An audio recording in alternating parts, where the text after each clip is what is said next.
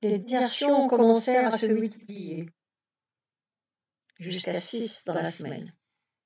Tous les matins, on apprenait la fuite d'un gradé ou d'un tirailleur pendant son tour de garde, et il partait avec armes et munitions. L'adjudant-chef rencontra alors le chef de bataillon et lui demanda l'autorisation de désarmer tous les tirailleurs. La garde composée de 10 tirailleurs et d'un sergent armé de 6 PM et 5 FSA ne fut plus équipée que de manches de pioche. Seul le chef de poste conserva un PM. Ce fut une période de méfiance et d'inquiétude. Les Français, peu nombreux parmi les tirailleurs, se sentaient mal à l'aise et s'attendaient au pire. Dénonciations, emprisonnements, etc.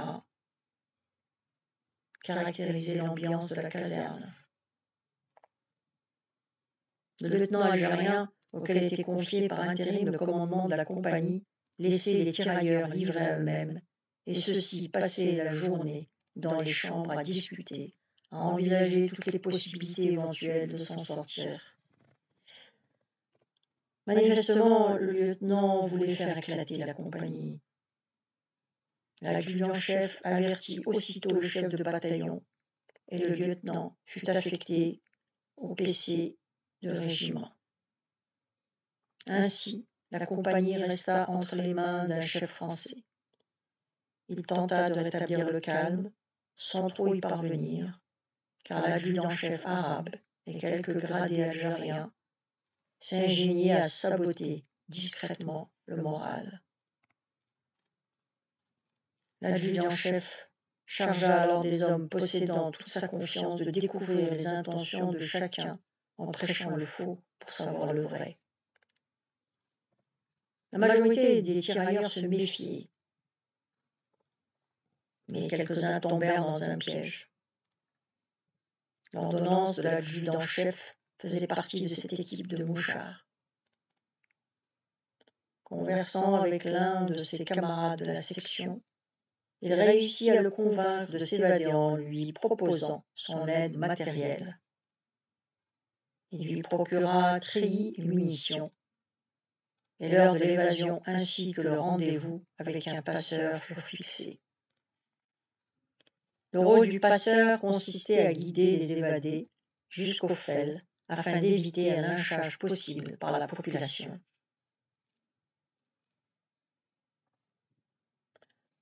Un commerçant du village accepta de les conduire contre une somme d'argent. L'heure fut fixée à 19h30 et le rendez-vous dans une baraque abandonnée au milieu d'un champ de blé à environ 800 mètres de la caserne.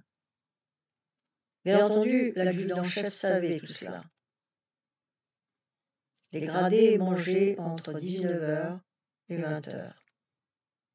Et les tirailleurs avaient libre circulation jusqu'à 21h, à condition d'obtenir une autorisation qui fut facilement accordée par l'ordonnance. À 19h30 précise, les 3 hommes étaient au rendez-vous. L'adjudant-chef et une équipe de 6 hommes les attendaient à proximité de la maison. Pénétrant à l'intérieur, l'équipe leur bondit dessus. Un camion 6-6 en alerte à la caserne les rejoignit au signal, et tous 3 furent jetés à l'intérieur. L'adjudant-chef, en essayant d'obtenir les noms des autres personnes susceptibles de jouer le rôle de passeur, tortura le civil jusqu'à ce que mort s'en suive. Mais celui-ci succomba en silence sans dénoncer personne. Quant au tirailleur, l'adjudant-chef lui tapait dessus à l'aide d'un manche de pioche. Le sang giclait. Ils le firent passer à la gégène, puis frapper avec une petite hachette. Il était près de 21h lorsque l'adjudant-chef commanda des sandwichs et des bières. Lorsque je pénétrai dans la pièce, le tirailleur était méconnaissable. Les bras presque arrachés, les jambes cassées, le visage défiguré. Jeté à terre, le sang lui giclait de la bouche. Et il murmurait « Je suis la victime de l'ordonnance. Je n'ai jamais imaginé de déserter. Il mourut dans la nuit. Au petit matin, les 2 cadavres étaient amenés dans le même camion hors de la caserne et jetés quelque part dans un fossé. L'ordonnance reprit ses activités d'espion. Mais malgré toute sa discrétion, apprenant la disparition du tirailleur, chacun se douta qu'il avait été la victime d'une machination et se tint sur ses gardes. La peur régnait en maître, chacun craignant, même innocent, d'être dénoncé. Chaque jour, on apprenait la mort ou la désertion de quelqu'un. Ce fut un temps de rebondissement et de vengeance. Le capitaine apprit toutes ces nouvelles de la bouche du chef de bataillon venu lui rendre visite. Malgré ses souffrances, il décida de quitter l'hôpital et de rejoindre la compagnie, sachant bien que sa présence calmerait les esprits. De retour 2 jours plus tard, à la limite de ses forces, il tenta de dissimuler sa maladie. Pendant son hospitalisation, on put compter 8 désertions et 2 morts. Le tirailleur et un sergent surpris en train de voler des munitions dans la chambre de son chef de section. Après le retour du capitaine, une seule désertion eut lieu, celle d'un ami au sort comparable au mien. Prisonnier à 16 ans, après 2 années de détention, il avait été engagé contre son gré.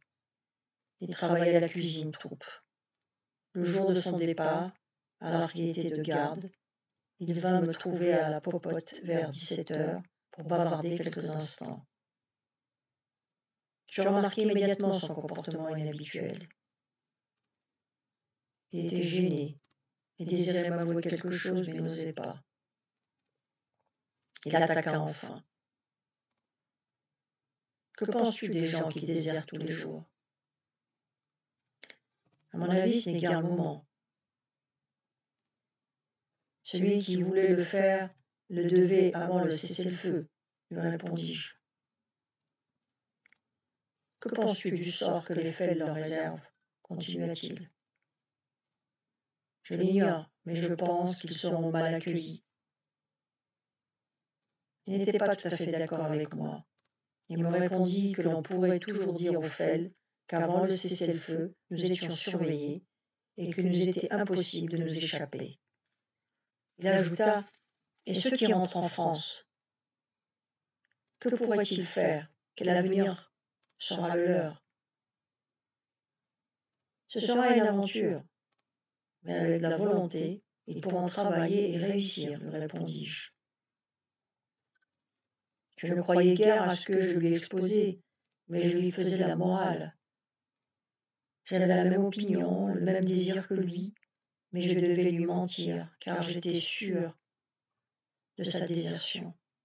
Je voulais le décourager, afin de lui éviter une dangereuse aventure. Peu avant 18 heures, il me quitta en me disant un au revoir que je compris être un adieu. Nous étions liés par 2 années d'amitié, et dans la compagnie, je ne m'entendais vraiment bien qu'avec lui. Au cours de ce dernier entretien, je lui fis croire à une opinion tout à fait opposée à la mienne, plutôt à la sienne, mais elle respectait mon point de vue et mes sentiments. Le lendemain, de faction, de 1 heure à 3 heures, il s'évada. À chaque tentative, on réveillait toute la compagnie pour effectuer des recherches à proximité de la caserne. Cette nuit-là, je ne fermai pas l'œil et attendis le signal d'alerte qui déclencherait les recherches. À 1h30, le chef de section prévint l'adjudant-chef qui aussitôt partit avec sa section à la poursuite de mon ami. Mais ce n'était que par un simple acquis de conscience. Car comment voulez-vous découvrir un évadé en pleine nuit qui se cache dans un champ où le blé en avril est haut de 2 mètres? Ils rentrèrent 1 heure plus tard bredouille. J'appris, quelque temps après, le lynchage de mon camarade par les civils d'un noir.